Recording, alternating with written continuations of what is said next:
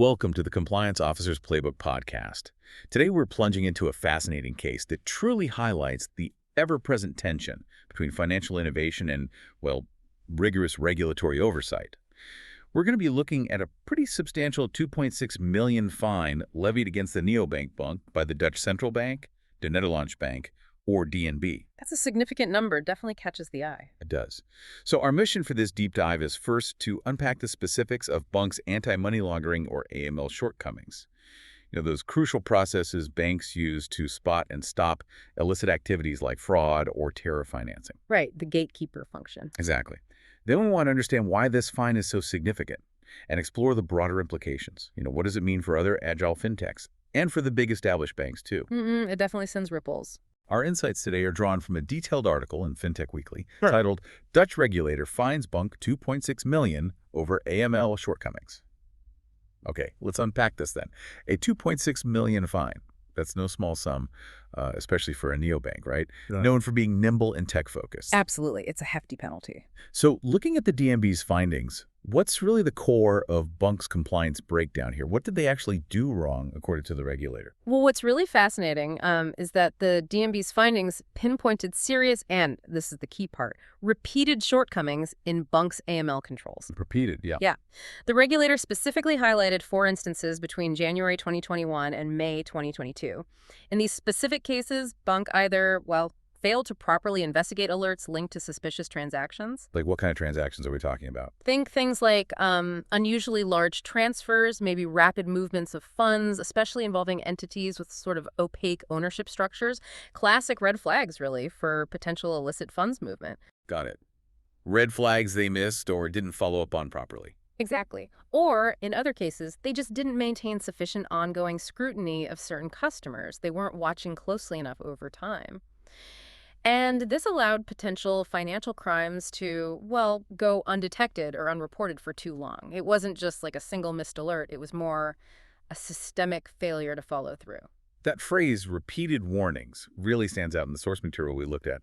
It suggests this wasn't Bunq's first time facing regulator concerns over AML. Not at all. There's a history there. But isn't the whole promise of fintech kind of rooted in using technology to be more efficient, maybe even better at compliance than older legacy systems? That's the promise, certainly. So why are we still seeing these repeated warnings if their tech is supposedly so advanced?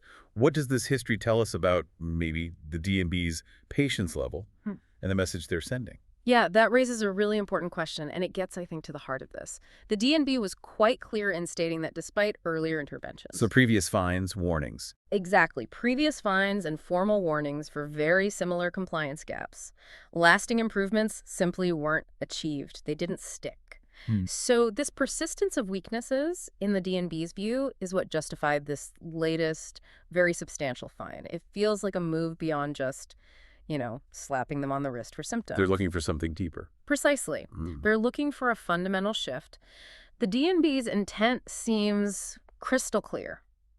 They're signaling that partial fixes, temporary patches, maybe just bolting on new tech without really integrating it into a proper compliance culture, that's just not acceptable anymore. Right. They expect consistent, sustainable improvements. That means looking at governance, the technology, and the human oversight together. It's about safeguarding the whole system.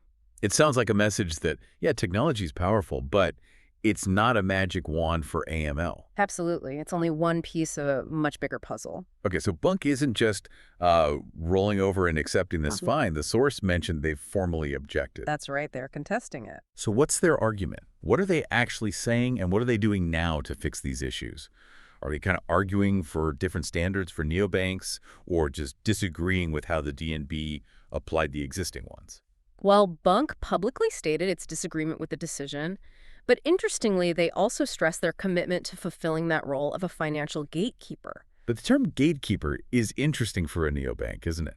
because their model is so different. It really is. It highlights the unique challenges. I mean, unlike traditional banks with, decades of history, physical branches, established customer bases, Right. neobanks often onboard customers super fast, digitally, sometimes across borders, relying very heavily on algorithms. So less face-to-face, more data-driven. Exactly. So Bunq is pointing to ongoing technology upgrades they're making, specifically focusing on strengthening their transaction monitoring and their customer due diligence processes.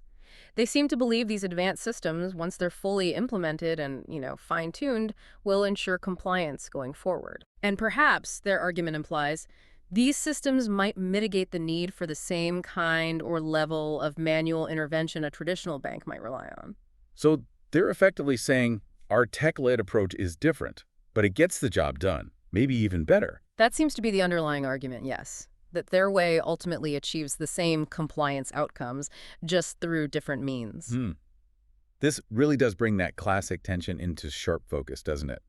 The constant push for a slick user experience for innovation versus the, let's face it, often complex and demanding requirements of compliance. It's the core challenge, especially for fintechs. So how does the regulator, the DNB in this case, expect these digital-first banks like Bunq to realistically walk that tightrope? Is there a middle ground? Well, the DNB is quite firm on this, and honestly, their stance is pretty much echoed by regulators globally. Which is? Convenience and innovation cannot come at the cost of diligence. Full stop. No cutting corners on compliance for the sake of speed or user experience. Exactly. For these digital-first banks, the challenge is definitely twofold. They have to deliver that agility that seamless UX customers expect. That's their whole value proposition, right? Right.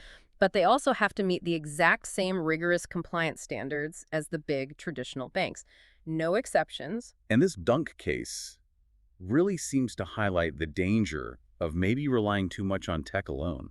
I think it does. It underscores the risk of assuming technology can completely replace the need for thorough human oversight, for expert interpretation of data, and for sustained investment in building a really robust compliance culture. It's not just about the software, it's about the people and processes around it. Precisely. If you're loving this conversation and want to be part of keeping it going, the best way to support the show is to become a paid subscriber on Apple Podcasts. You'll get access to the full episode, plus every deep dive we do.